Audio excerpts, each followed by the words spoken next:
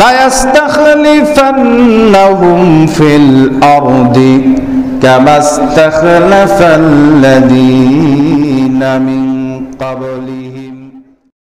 মানুষে বলে যে একটু বয়স আর একটু হোক তারপরে বিবাহ করি।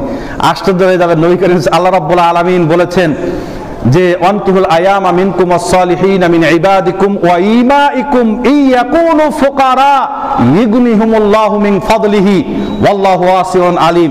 আল্লাহ রাব্বুল আলামিন বলছেন যে তোমাদের মধ্যে যাদের স্ত্রী নাই তাদেরকে বিবাহ করিয়ে দাও, যাদের স্বামী নাই তাদেরকে বিবাহ করিয়ে দাও, তোমাদের কর্মচারী যারা আছে, গোলাম যারা আছে, তোমাদের অধীনস্থ মানুষ যারা আছে তাদেরকে বিবাহ করিয়ে দাও।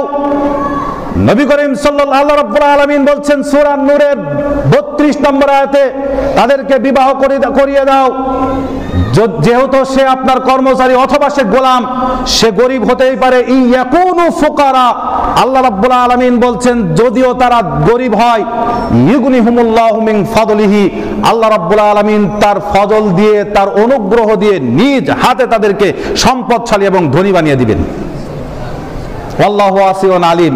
দানের ব্যাপারে বললেন আল্লাহ রাব্বুল আলামিন দানের ব্যাপারে বললেন যে আল্লাহ রাব্বুল আলামিন যার ইচ্ছা তার রিজিক বাড়িয়ে দিতে পারেন।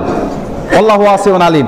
আর বিবাহের ব্যাপারে সরাসরি বলছেন সে হিন্দু হোক, বৌদ্ধ হোক, খ্রিস্টান হোক, পবিত্র হওয়ার জন্য যদি সে নিজে অপরাধ থেকে বেঁচে থাকার জন্য, এই ভালোবাসা দিবসের ফষ্টিনষ্টি করা থেকে বেঁচে থাকার জন্য যারা কি করবে, বিবাহ শাদী করবে, পবিত্রতা অর্জন করার জন্য আল্লাহ রাব্বুল আলামিন তার রিজিক বাড়িয়ে দিবেনই।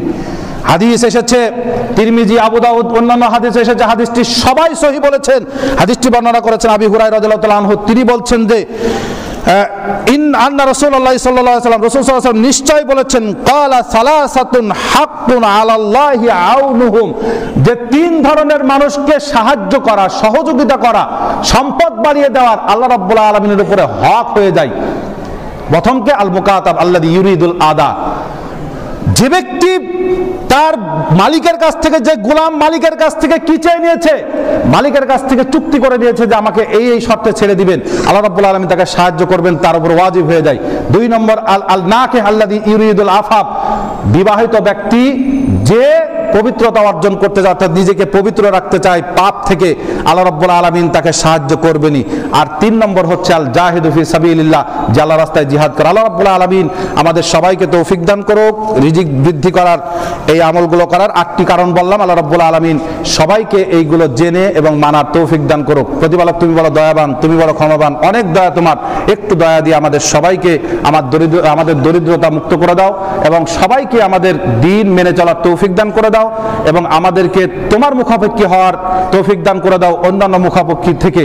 আল্লাহ রাব্বুল আলামিন তুমি আমরা যেন কারোর মুখাপেক্ষী হয়ে না থাকতে পারি, না থাকা লাগে, আল্লাহ রাব্বুল আলামিন সেই তৌফিক তুমি দান করে দাও। এই দোয়া, এই দাবি রেখে এই দোয়ার দরখাস্তের আজকের মতো এখানেই খুতবা দিতে টানছি। আসসালামু আলাইকুম ওয়া রাহমাতুল্লাহি ওয়া বারাকাতুহু।